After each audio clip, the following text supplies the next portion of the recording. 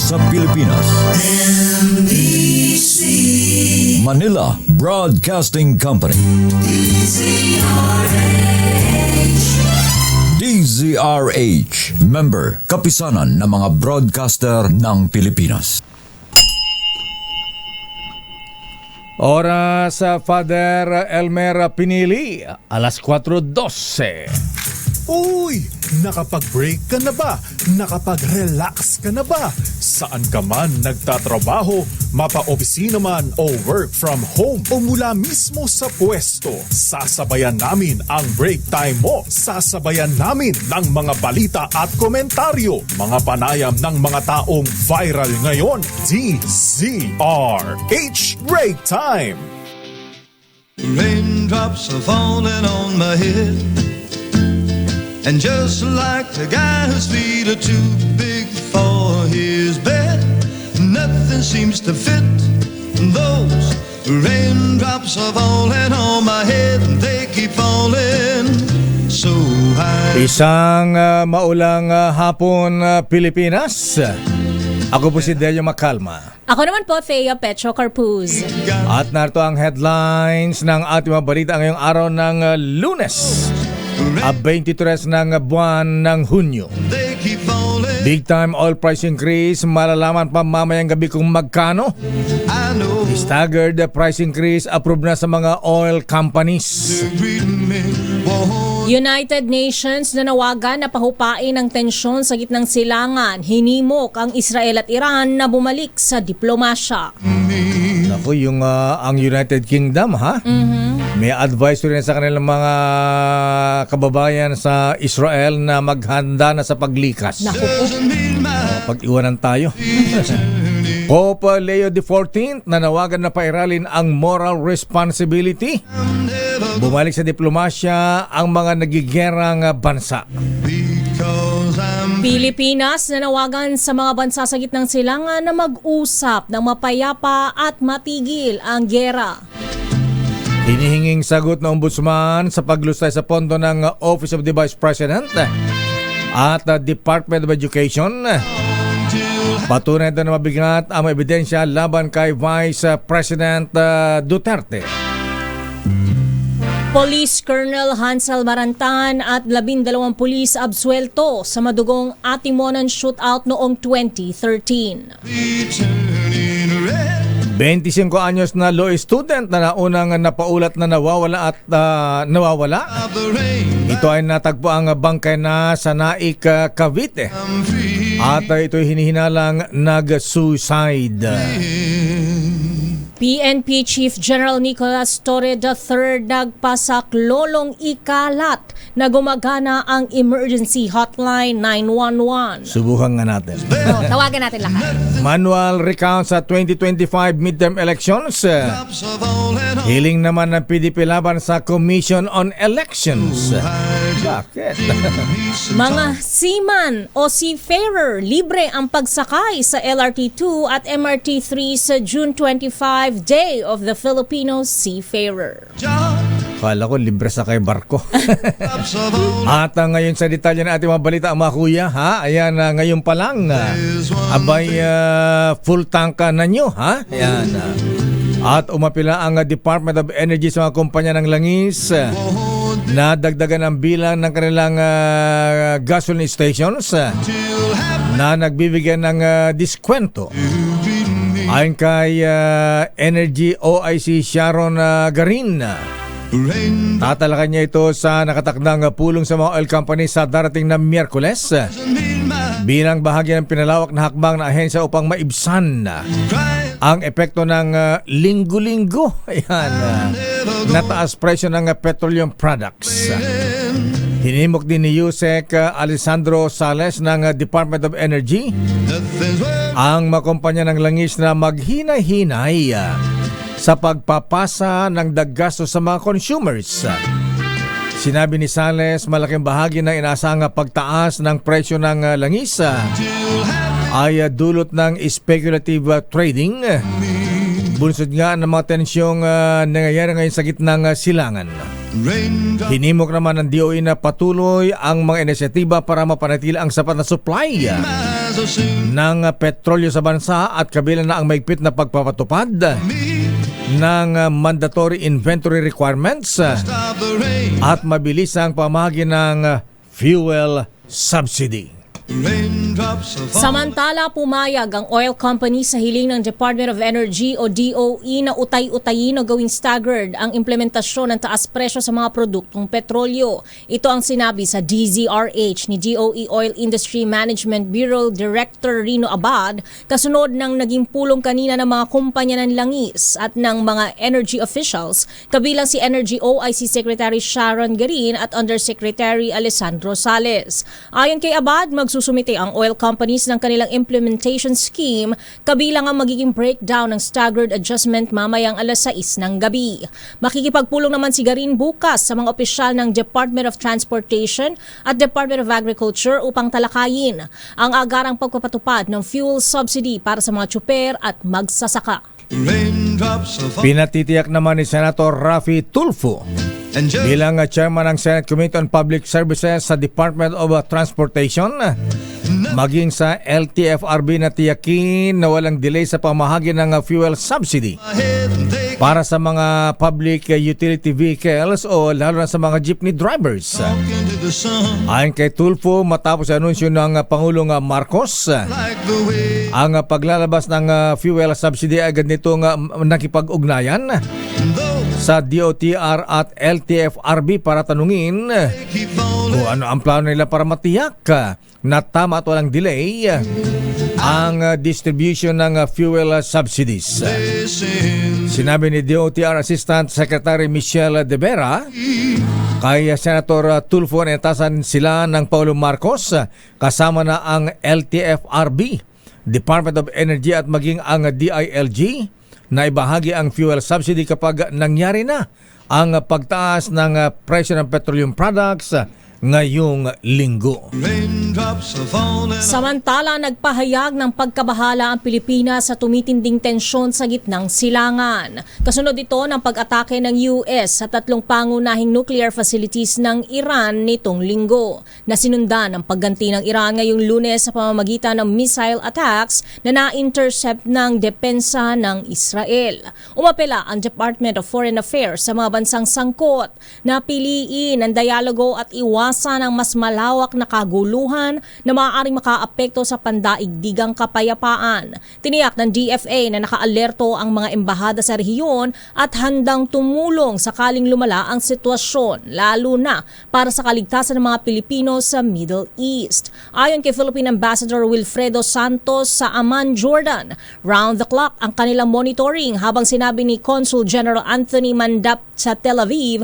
na kabilang sa mga contingency plan ang paglikas sa pamamagitan ng Egypt o Mediterranean Sea. Nilinaw rin ng DFA na ang mga plano ay nakabatay sa paggalaw ng seguridad at magiging abiso ng Israeli government. Raindrops are falling on Samantala, pinaalalahanan ng Overseas Workers Welfare Administration OWA big fall. ang mga Pilipino sa Israel na muli itong isinailalim sa Essential Activity Status Raindrops kasunod ng pambabomba ng Amerika sa 3 nuclear sites sa Iran. me some Sa ilalim nito ay suspendido ang pasok sa lahat ng mga paaralan. I said I Bawal ang namang uri ng pagtitipon at sarado rin ang mga trabaho did sleep. maliban lamang sa mga essential services.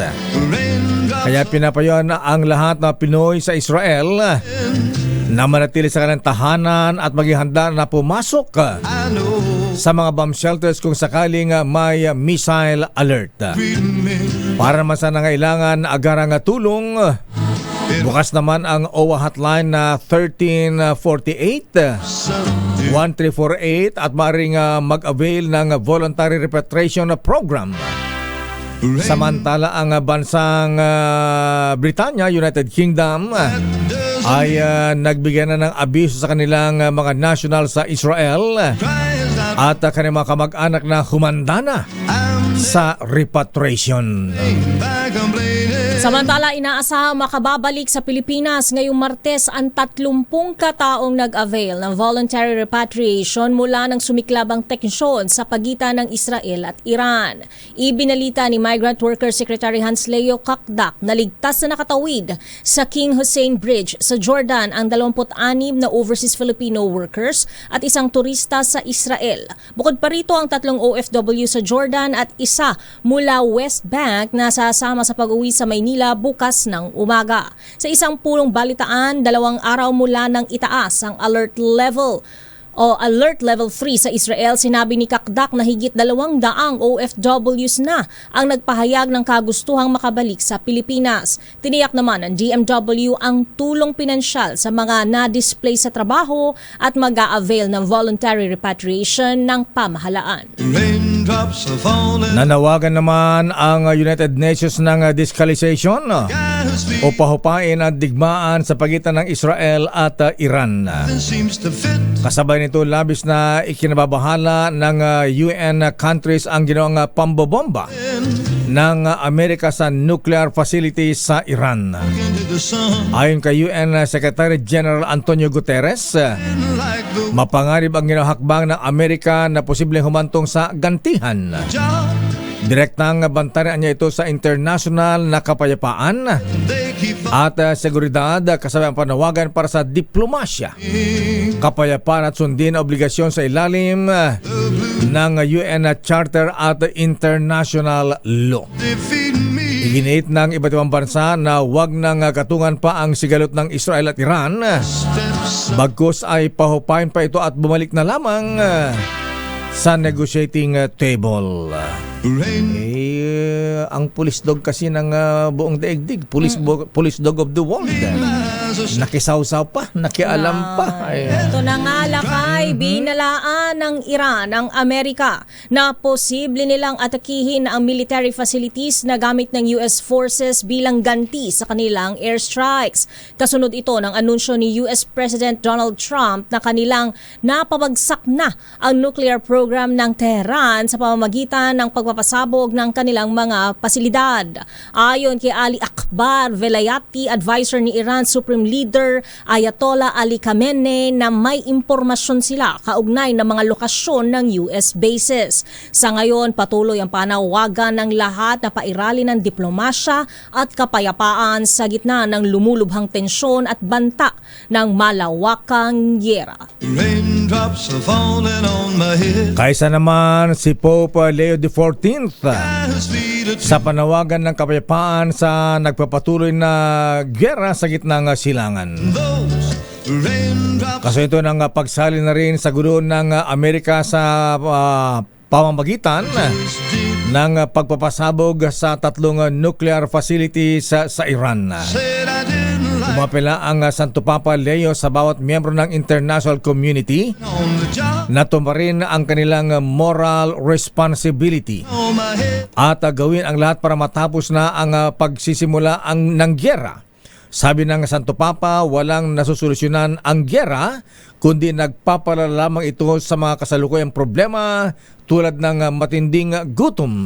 It won't be. Panawagan ng Santo Papa na sana ay manumbalik na at mapatahimik ng diplomasya ang anumang armas na magdudulot ng gyera. Keep falling on my head. Sa ibang balita, naniniwala si Manila Representative Joel Chua na malakas ang ebidensya laban kay Vice President Sara Duterte dahil hindi pangkaraniwan ang mabilis na aksyon ng ombudsman sa mga reklamo laban sa opisyal ng gobyerno. Nilinaw ni Chua na wala pang opisyal na reklamo ang naisampa kay Vice President Sara sa ombudsman maliban sa committee report ng komite na inaprubahan sa plenaryo ng Kamara. Anya, nakahanda ang komite na makipagtulungan sa ombudsman para masiguro na ang investigasyon ay patas at base sa katotohanan. Matatandaang nag-utos ang ombudsman na magpaliwanag si Vice President Sara Duterte sa kinikwestyong paggastos nito sa budget ng Office of the Vice President at Department of Education nang siya pa ang kalihim ng ahensya. So falling on my head. Babalikan natin ang pang detalye ng ating mga balita. Too big Police Colonel Hansel Marantan at 12 pulis those inabsuelto ng korte sa kasong multiple murder sa nangyari at timunan na shootout noong 2013. sun. 25 anyos na law student ng De La Salle University He got na napaulat na nawawala ilang linggo na ang nakalipas. rain Natagpo ang bangkay na sa Naik, Cavite. falling. At ang manual recount sa 2025 midterm elections abay hiniling ng PDP laban sa COMELEC. Bakit? Oh, defeat me. Ang detalye na mabalitan niya sa ating pagbabalik sa ating palatuntunang break time.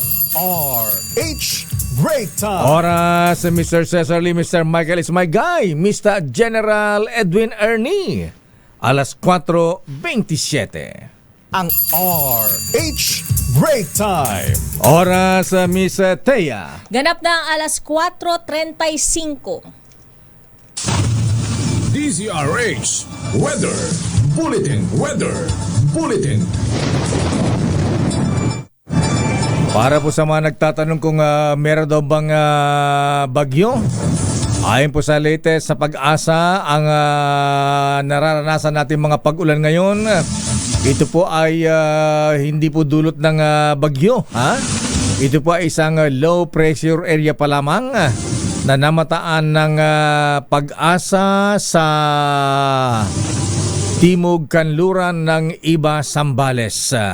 Samantala, huli ring namataan isang tropical depression sa labas ng PAR at ito ay nasa silangang bahagi naman ng extreme northern Luzon.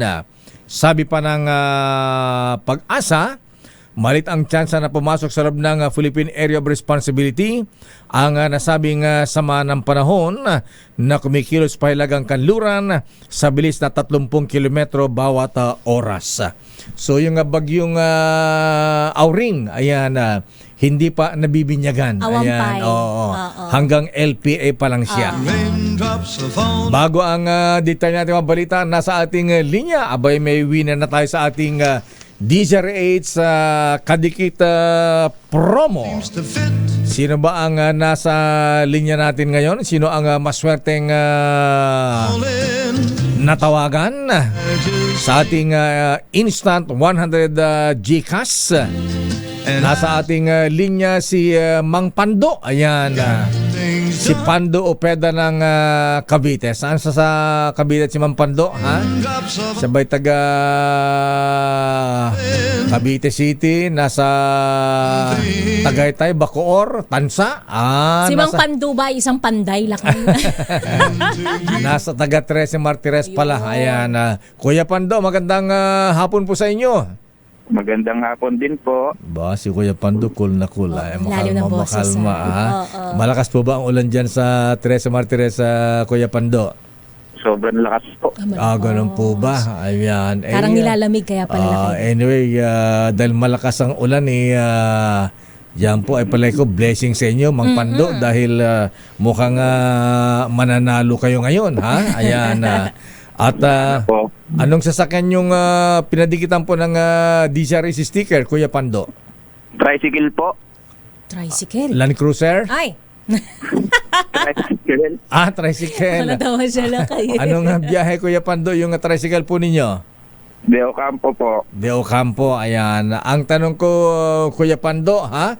Ayan, dahil sa giyerang namamagitan ngayon sa Israel at Iran, ha? Nakisawsaw po si Donald Trump. Ayan, hindi na po maiwasan. Ayan, apektado ang supply ng langis. Kaya bukas ay inaasang tataas po ang presyo ng langis, Kuya Pando. Ayan, kayong tricycle mo. Ano bang kinakarga mo sa tricycle mo, Kuya Pando? Diesel, gasolina, kerosene? Gasolina po. Gasolina. Ayan. Premium. Ayan, premium ba yan? Ayan, oo. Opo. Unleaded, Oo, ayan. premium, mas Okay, mahal. Mang Pando, ayan. Ang tanong ko, dahil gasolina pala yung kinakarga mo sa tricycle mo, ayan. Magkano ang itataas ng presyo ng gasolina bukas? Piso.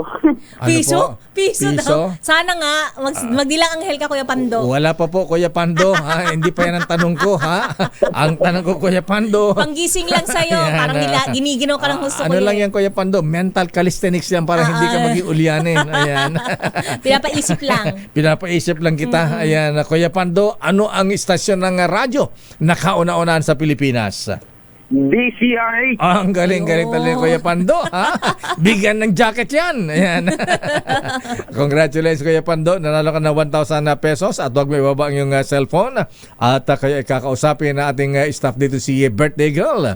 Si Josa Andrea Cruzata na sa wakas ay magpapamerienda raw ngayon. Ayan. Maraming salamat, Kuya Pando. Ingat sa biyahe. Ayan. Thank you and good afternoon. Yun po. Ayan, Kuya Pando Openda ng 13 Martires, Cavite. And just like At balikan natin ang detalye ng ating mga balita. Standby sa ating mga reports. seems to fit those raindrops. Pero batiin din daw natin ng happy birthday si Mr. General Edwin Ernie. Ayan. Abayan, nahawa na ito kay Attorney Rolly Borja ng PMA Sandigan 82. Ha? Ayan, 3 beses mag-birthday sa isang taon. Ayan. They keep on Happy birthday, General Edwin Ernie. Ayan. Galante. Oo, ayan. At dating Labor Secretary, dating Justice Secretary, dating MECO Chairman, Silvestre Bebot Bello III. Aba, Apo Bebot, happy birthday. Naragsakan pa nagkasangay, Apo. Ayan. Alaba tayo dyan. Binabati rin ni binabati rin ng mga taga-Apo. Ayan.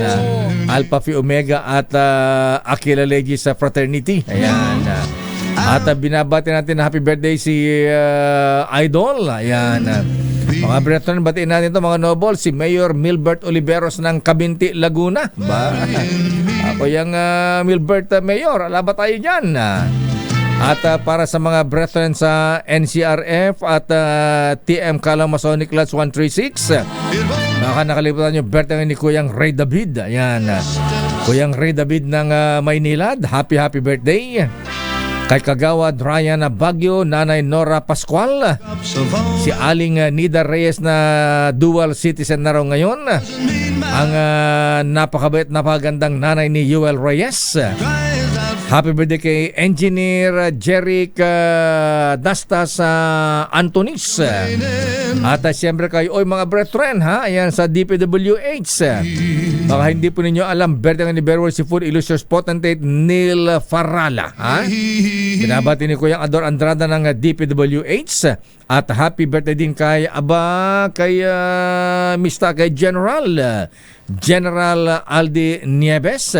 Pagbati mula rin sa Sandigan 82 at Kuyang June Kikoy. raindrops are falling on my head. Napawalang sala na sina Police Colonel Hansel Marantan Big at 12 pulis na sangkot sa madugong atimunan shootout noong 2013 matapos ang halos 13 paglilitis. so Batay sa desisyon ng Manila Regional Trial Court, walang sapat na ebidensyang magpapatunay ng kanilang pagkakasala sa kasong multiple murder kaugnay sa insidente sa Timoran, Quezon kung saan 13 kataon namatay. keep falling. Kabilang ang inakusang Weteng Lord na si Vic Seaman. Absuelto sina Colonel Hansel Marantan, Superintendent Ramon Balawag, Chief Inspector Grant Gulyod, Police Senior Inspector John Paulo Caracedo, Senior Inspector Timoteo Orig at iba pang mga pulis. But that Ayon sa Manila Regional Trial Court, may aktwal at malinaw na banta sa buhay is not for me. ng mga nasabing pulis noong araw na insidente, kaya makatwiran lamang Back and blame. ang kanilang aksyon na sila ay depensahan ang kanilang sarili.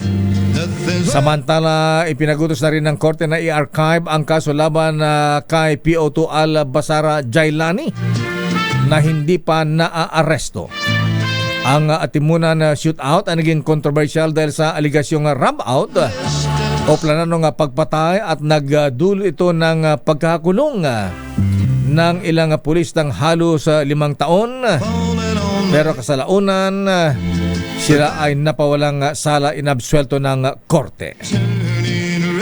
Samantala, aminado ang pambansang pulisya na marami pa ang hindi nakaalam na gumagana na ang 911. Ayon kay PNP Chief Police General Nicolas Torre III, nagulat siya na hindi pa batid ng publiko na isinaayos na ng gobyerno ang emergency hotline. Sa nasabing numero, maaaring magpasaklolo ang isang individual na mabibiktima ng krimen o may ipit sa isang sitwasyon gaya ng sunog. Sa flag raising ceremony ng Campo Crame kaninang umaga, nanawagan ng tulong ang top cop sa hanay na ipakalat ang mabuting balita. Narito ang panawagan ni General Torre. Marami ang hindi pa nakakaalam that we have effectively reorganized and recalibrated yung 911. Marami tayong mga kababayan hanggang ngayon hindi pala alam at hindi naniniwala na ang 911 ay gumagana. Please help me. Raindrops are falling. Huwag kang mag-alala, General Colas Torre, sir. Alam na namin. Ayan. At Gusto mo ba tawagan natin lahat? Ayan. Huwag baka alam mo sa Sa Amerika. States, yes. Pagka tinawagan mo yung Pag pre-call 911, mo. oo. Abay, pagmumultahin ka. Penalty. Ayan, may multa yun, ha? Ganito rin kaya ang gagawin sa atin, Dapat. General Torre, sir. Ayan. Para hindi paglaruan lang kayo ng kung sino-sino lang, di ba? At sana mabilis nga ang response. Yes. Samantala sa ating mga report, Pangulong Ferdinand Bongbong Marcos Jr. nagpatawag ng pulong sa opisyal ng pamahalaan kaugnay ng nangyayaring krisis ngayon sa gitnang silangan. Ang detalye mula kay Aris number 14, Let Narciso, please come in. Miss Let. Lakay, Ms. Thea, ipinatawag nga ni Pangulong Ferdinand Marcos Jr. ang mga miyembro ng kanyang economic team para talakayin ang inaasahang epekto ng lumalalang tensyon sa pagitan ng Israel at Iran. Sa press briefing, tiniyak ni Palace Press Officer Claire Castro ang paghahanda ng gobyerno sa inaasahang epekto ng Middle East crisis. Ayon kay Castro, kabilang sa agenda ng pulong ang pagpapatupad ng fuel subsidy sa harap ng nakaambang pagsirit ng presyo ng petrolyo. May nakalaan niyang 2.5 billion pesos na pondo para sa fuel subsidy. Hindi isinasantabi ng palasyo ang posibilidad ng domino effect o madamay rin ng iba pang sektor, partikular ang logistics at kalakalan. Samantala, sinabi ni Castro na kaisa si Pangulong Marcos ng kapwa world leaders sa panawagan para sa mapayapang resolusyon ng Iran-Israel conflict. Narito si Yusek Castro. Ramdam po ng Pangulo, ramdam po ng gobyerno ang alalahanin ng mga leaders ng iba't ibang bansa dahil sa umiinit at tensyon sa rehiyon. Ang panawagan din po ng Pangulo ay magkaroon po ng mapayapang pag-uusap at diplomasya para po maibsan ang lumalalang hindi pagkakasundo. Kailangan din po manindigan para sa pandaigdigang kapayapaan para maging matatag po ang global community. Si PCO Undersecretary Claire Castro. Ito si Let Narciso para sa DZRH. Una sa Pilipinas, Miss Let, una sa Pilipino. Abay, wala bang rekomendasyon ang OWA, DMW, ang Pangulong Marcos? Kasi ang United Kingdom, meron ng babala, ha? May notice. Ayan, sa kanilang mga national sa Israel na maghanda na lang ng repatriation. Wala ba tayong ganon? Baka mapag-iwanan tayo. Lakay ay lakay ang binabanggit ay tuloy-tuloy naman ang repatriation dun sa mga kababayan natin na gustong umuwi. Kasi matatanda mo, Lakay, nung nag-umpisa ito ay maraming mga Pilipino ang ayaw naman talagang umuwi. Pero syempre may pagbabago ngayon, kaya yan yung malalaman natin sa mga susunod na araw, Lakay. So voluntary pa rin hanggang ngayon, ma'am. Ayan, okay. O nga pala, sa bagay, nagsisimula nang magsibalikan yung iba, ha? At yung dalawang congressman, tsaka yung mga mayors at tsaka vice mayors. Kawi na. Akala ko may i-interview tayo ngayon, Miss Jackie O, ha? Ayan, asa yung sabi ni parin Joey na interview nating nakaligtas. Oo, yung mga nag-viral na nasa bunker sila doon sa Israel. Ayan, naipit sila doon. May meeting pa yata sila ngayon, Lakay. Maraming salamat, Miss Let. Basa. Ni Miss Thea Lakay. Reintegration program para sa mga OFWs na mawawala ng trabaho sa Iran-Israel conflict dapat ihanda na ng pamahalaan ayon kay Senator Joel Villanueva. Idatali mong balita, RH28 Raymond Dadpaas. Raymond. Mr. Mayor, ngayon pa lamang ay dapat ihanda na ng mga kinaukulang ahensya ng pamahalaan ng well-structured reintegration program para sa mga overseas Filipino workers na mawawalan ng trabaho dahil sa conflict sa pagitan ng Iran at Israel. Ayon kay Senator Joel Villanueva ng Senate Committee on Labor, kabilang ito sa mga mahalagang laman ng kanilang inaprubahan na batas na nagtayo sa Department of Migrant Workers. Para kay Villanueva, mahalagang 5 steps ahead ang pamahalaan sa pagtugon sa pangailangan ng mga OFWs. Hindi lang dapat pagbibigay ng cash assistance ang tinitingnan ng gobyerno, kundi paano sila magkaroon ng trabaho pag uwi nila sa Pilipinas at humanap ng alternatibong destination para sa ating mga home care workers na gusto pang muling magtrabaho sa abroad. Mahalaga din na sa ngayon ay pag-aralan ng mabuti ng ating mga economic managers ang epekto sa ating ekonomiya ang tumitinding away ng Iran at Israel. Kailangan bumalangkas agad ang mga ito na mga hakbang upang hindi masyadong maapektuhan ang ekonomiya ng bansa. Samantalang dito sa Senado ay patuloy na nag-abang kung mayroong isusumiting sagot ang kampo ni Vice President Sara Duterte doon sa summon na ipinadala sa kanya ng impeachment court. Ayon dito kay Attorney Renato Bantog Jr. na siyang Secretary to the Senate ay dapat ay bago magtungo sa impeachment court ay nagkapagbigay na ng kopya doon sa Kamara de Representantes ang mga abogado ni BP Sara.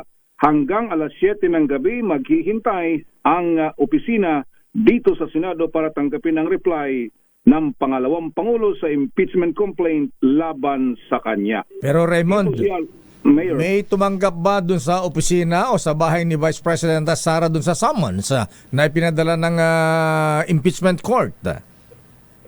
Meron, Mayor, doon sa opisina niya. Anong day na pinadalhan siya ay actually ang deadline nga dapat ay nung Sabado. Yung ika-10th day niya. Pero dahil araw nga ng Sabado, kaya ang sabi nila ay ngayong Lunes dapat ay makapaghain na ng kanyang reply ang pangalawang Pangulo. Okay nga Rod, maraming salamat Raymond. Mula sa Senado, ito si RH28 Raymond Advaz para sa DZRH, una sa Pilipinas, una sa Pilipino. Maraming salamat Raymond Advaz. Standby man ang Milky Rigunan, standby Vala Gonzales. Yung pong law student na missing, natagpo ang patay sa Cavite. At standby Boy Gonzales. Standby Enyel Parosa at Noche Cacas. Oras Kuyang Alex Jesmundo. Oy, Kuya Larry Francisco ha. Ayan ating aloha ha. Ayan. Wag mo nang lalabas ng baba kayo ay sipudid ha. Ingat-ingat ha. Ingat Doktora Evelyn Laureta, Doktora Isa Suntay, Doktora Beng Lee. Oras ganap ng alas 4:52. Balikan natin ang mga reports. Malacanang kinalampag na suspindihin ang VAT on oil. Sa harap ng patuloy na pagtaas ng presyo ng petroleum products. Sino may sabi niyan? Aris number 12. Manang Milky Regional Peace kami. Milky.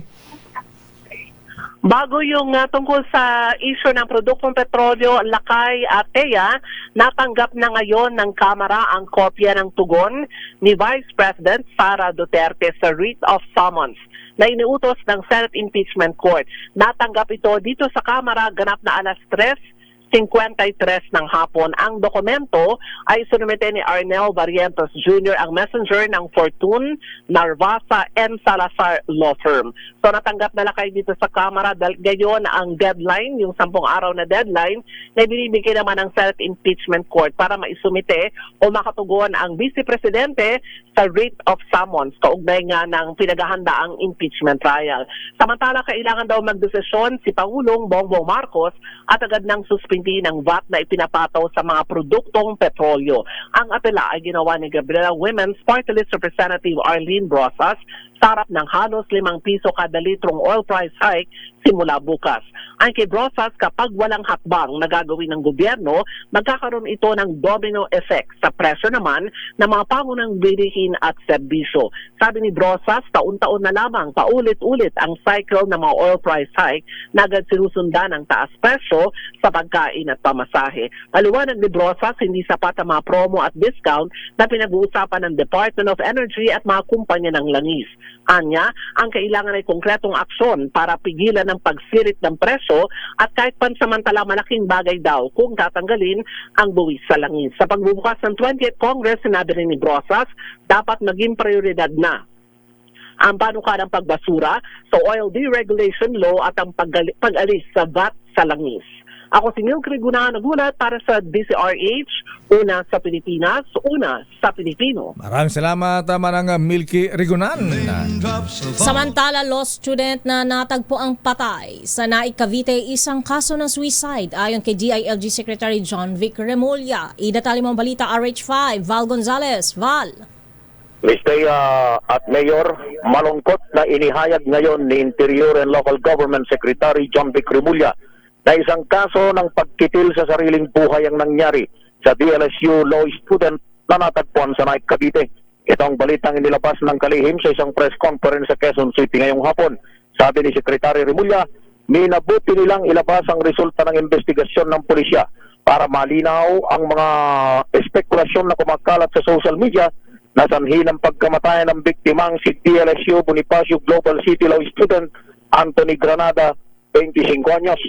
Narito ang kalihim ng DILG na si Secretary John Vic Remulla.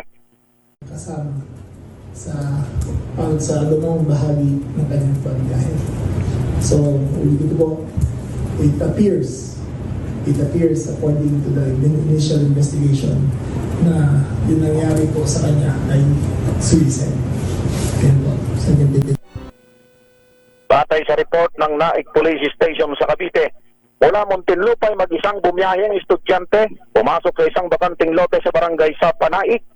Lumalabas din na may dala itong milk tea kasamang isang bote ng concentrated solution ng sodium hydroxide na hinihalo nito sa kanyang inumin. Ayaw na magbigay pa ng dagdag na detalyang opisyal kung anong dahilan kung bakit ito humantong sa suicide.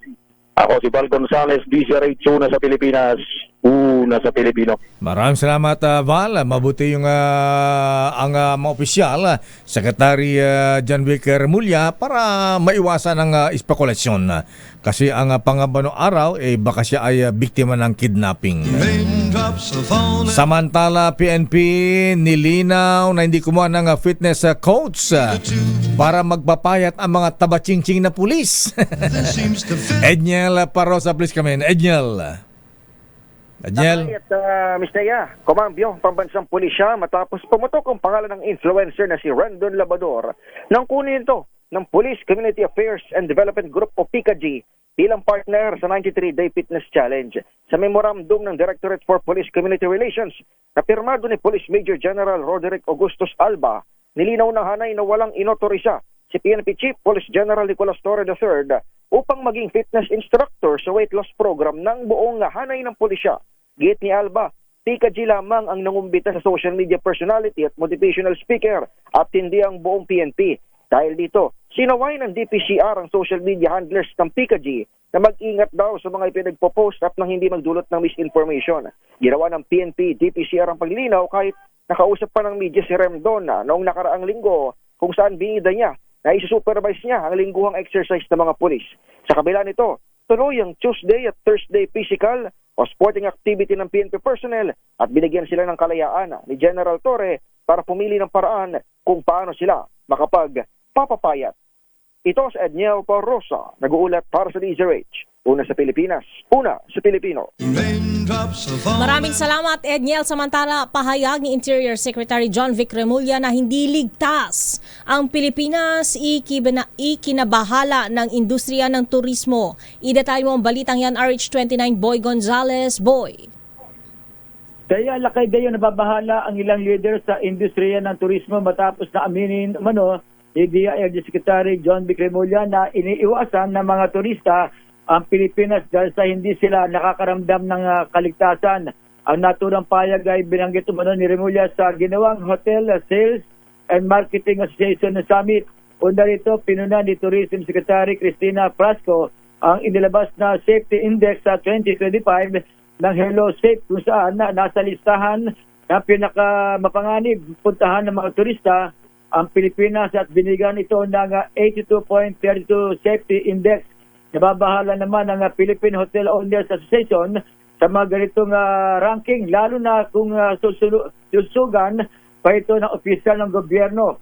Maaari kasi anyang mabaliwala ang mga ginagawa nilang effort para maibangon ng turismo pagkatapos ng pandemya. Sabi naman ni Maria Paz Alberto, Pangulo ng Philippine Agent Travel Association at Philippine Chapter Chair ng Pacific Asia Travel Association, mapandin lang ang ganitong narrative na Hello Safe at maging dahilan para iwasan ng mga turista ang Pilipinas. Git ng Philippine Tour Operators Association, dapat maging responsable at maingat ang mga opisyal ng gobyerno sa pagbibigay ng mensahe. Kaya dismayado sila sa payag ni Remulla na sa halip na ipagtanggol ang bansa ay mistulang kinatigan ang naturang survey na nakakasira sa reputasyon ng Pilipinas bilang isa sa pangunahing tourist destination. Ito si Boy Gonzales para sa Lisa Arizona sa Pilipinas, una sa Pilipino.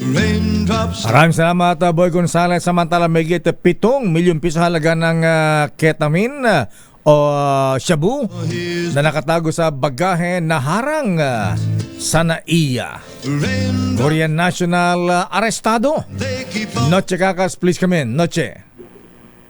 Lakay, Mr. Taya, nasa 7,150,000 ang halaga ng ketamine ang naharang ng NAIA Interagency Drug Interdiction Task Group sa Ninoy Aquino International Airport Terminal 2 sa lungsod ng Pasay. Arestado naman ang Korean national na si alias Han, 39 anyos. Ayon sa report ng NAIA IADITG, sasakay sana ng Cebu Pacific flight papuntang Cebu si alias Han nang mabuking sa screening area ang mga nakatagong droga sa toiletries, sa dried mangoes at banana chips. Umabot sa 1,430 grams ang ninalang ketamine na tinangkang ipuslit ng pasahero papuntang Cebu. Bulong na ang Korean National na may kaakibat na reklamong paglabag sa Republic Act 9165, particular na sa Section 26 o ang attempt to transport dangerous drugs. Samantala, nakinisaya, patuloy pa rin tayo nakakaranas ng pagulan dito sa Paranaque at Las Piñas. Malakas ba ulan dyan, Noche? Oo, maana pa rin. Medyo mahina lakay pero tuloy-tuloy yung pag-ulan na lakay. Kaya binabantayan naman natin yung mga low-lying areas na posibleng babahain kung patuloy itong naranasan na pag-ulan lakay. Okay, maraming salamat, Noche. Buenas tardes. Samantala sa ating balitang showbiz mula kay Birthday Girl. Happy, happy birthday. Sa'yo ang inumin, sa'yo ang pulutan. Happy, happy, happy birthday. Sana'y di tayo malasing. Josa Andrea Cruzat. Daming Anong report blessings niya. Lakay, umuulan eh. Anak ni na Juday at Ryan Agoncillo na si Johan pinuri sa kanyang singing talent. Ida tayo mga showbiz news na yan. Josa ng showbiz, Josa Cruzat. Josa! Miss Bea Talakay, sa halip na showbiz, tila music ang gustong tahakin ng pangarin ni Judy Ann Santos at Ryan Agoncillo na si Johan. Nagpakitang gila si Johan sa kanyang bagong Instagram account na pinangalan ng Johan Jams, kung saan ibinahagi niya ang kanyang talento sa pagkanta sa pamamagitan ng 3 cover songs. Kabilang sa mga ito ang A Million Dreams mula sa The Greatest Showman, OPM hit na Tadhana at ang international pop song na Bubbly ni Kobe Kilan. Mapapanood sa video ang simple ngunit nakakabilib na performance ni Johan.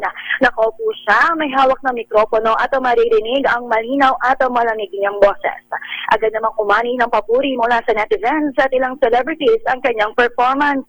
Isa na rito si Claudine Barreto na tinawag si Johan na sweetheart at proud fan. Ibinahagi rin ni Johan ang full versions ng kanyang covers sa sariling YouTube channel at nakatag pa sa kanyang mga magulang ang mga naturang post. Para sa Break Time Showbiz, ito si Josa Cruzata nag-uulat para sa DZRH, una sa Pilipinas, una sa Pilipino. Maraming salamat, birthday girl, Josa Andrea Cruzata. At yan na ang kabuhan natin malatuntuan ng break time. Ingat-ingat po, umuulan ng basa. Ayan. Slippery when wet, ika nga, ha? Around 2 hours pa naman yung pag-ulan, sabi ng Pag-asa, Lakay. Ilan? 2 hours. Wow. Tagal-tagal yan, ha? Ako po si Deo Makalma. Ako naman, Thea Petro Corpuz. Antabayanan mga balansyadong balita. Mula kay Henry Uri at Miss Kay, Karen Oyong. Bye-bye. Ingat, stay safe. Diyos agina, Diyos ti kumuyong. Oras, Miss Thea? Alas 5:08 ng hapon. This time check is